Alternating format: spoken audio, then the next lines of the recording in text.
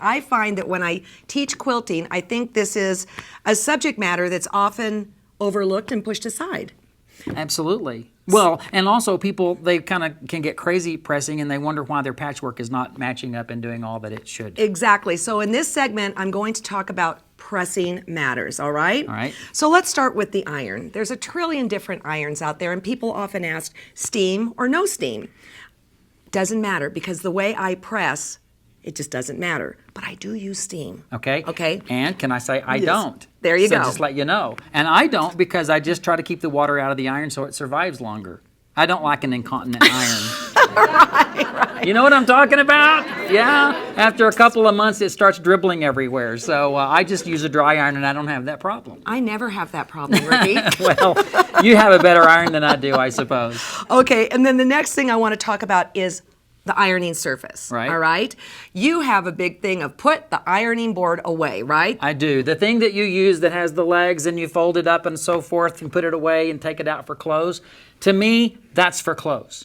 Or do you agree? Well, I use both, all right? But once upon a time, I found that every time the surface of the ironing board got dirty, I'd put another one on, and all of a sudden it was Princess and the Pea. Yeah. And it was too much. So what we're going to talk about first is pressing for piecing. And in that case, I love what you use at home. In fact, I've made one too. It's basically a piece of plywood with just something on top like batting. Right, or press board cotton batting, and you can simply take some fabric, wrap it around, and staple gun it to the back. Right, so there's not a lot of spring to the I whole have to thing. believe you got a staple gun for Christmas last year and you didn't know what to do with it. Or glue gun, Now you know what to anyways. do with it. Right. So let's talk about first thing, setting seams. I did not believe in setting seams until I hung out with Marianne Fawns. You know, those things just happen, all right? Okay. And she likes setting seams. Now, these are already stitched together because she says it locks the stitches together. So, in this case, I'm not so worried about setting the seam because it's on the straighted grain, and I'll talk about that in a moment. Setting a seam is when you simply go like this. Okay, now this is with the fabric still right sides together right after they've been sewn, correct? Exactly. Right. So now I want to press seams to one side.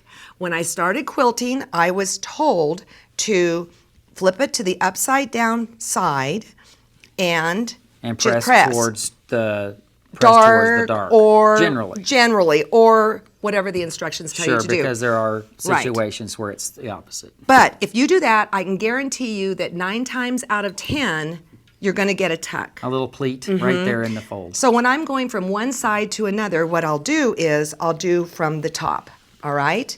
Now sometimes when you're strip piecing the full width of fabric, the thing kind of goes wee like that, right? Yeah. Oh, like especially if you're going strip after strip after strip. Have you had that happen? You know what I'm talking Yeah. about? All right. So- Now I have a theory with that. Can I address that for a Yes. second? My theory is that if the bobbin tension and the top tension are not playing with each other properly, and you keep going top to bottom, top to bottom, top to bottom, let's say the bobbin tension is too tight. Well, then it's the one that's causing the problem. And if you can get your tension That's adjusted interesting. more evenly, you will have less bowing when you're sewing strips together. So another thing you can do is you can take your ruler, and at home I use a Sharpie, but I'm not going to do that to your ironing surface here. I'm going to use a pen that is going to disappear, mainly because we have to use this for other shows.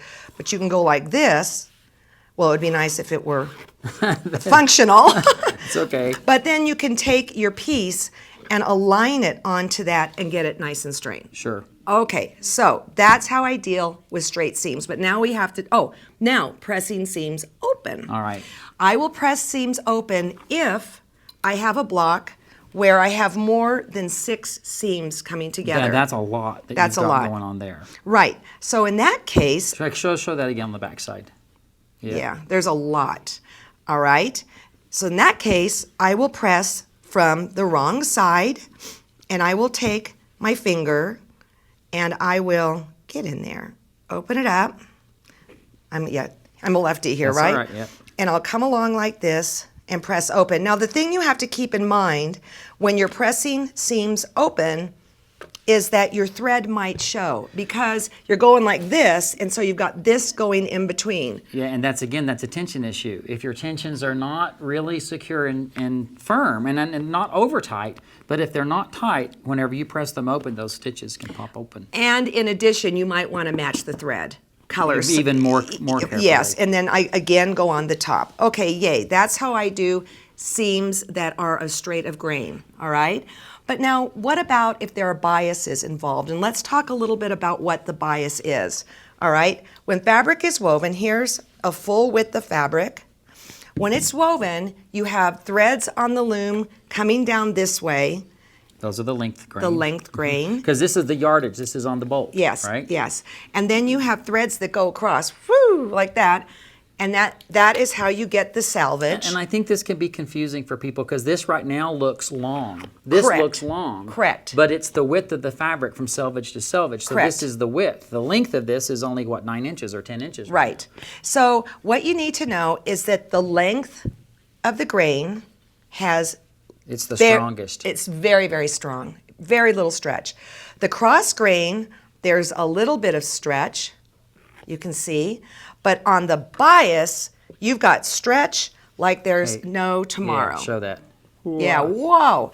So let's talk about this little square that I've cut and the properties of the square and why it's important in pressing. So here I have a square. One of these is the length and one of these is the cross. But here it's cut corner to corner and there you have a bias. Now when you're pressing things with an open bias, it's imperative that you never ever let the iron touch that.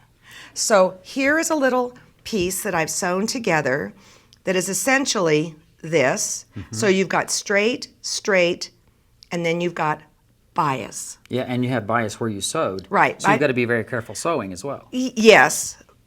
But what I do when it's time to press, and this is when it doesn't matter if I use steam or not, I'm going to press the seams to this side.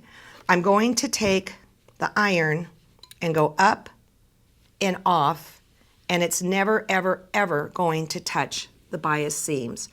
Let's just see what happens if I do touch the seams. Okay. Okay. I might go like this. I might go like, I see students doing this, and you're like going, stop! Yeah, and it's already lost its shape. Yes, don't do Yeah. that. So just be very, very mindful of when you're pressing and there's a bias involved, okay? Good information. But now what about applique? What about red work and all that good stuff? Now I want a squishy surface. Right. Okay, so what I do is I go to my local hotel and steal the towel, which I will return it. And This must have come from where you're staying while we're doing taping, right? Okay. So, I wanted to show you this. You're going to like this. I did this in a Gwen Marston class. Isn't that fun? Isn't that great? Yeah. Yeah. But you can see on this applique there is a lot of dimension, right? So what I do in this case is I turn it upside down, and then I press it. I don't care if I have steam or not.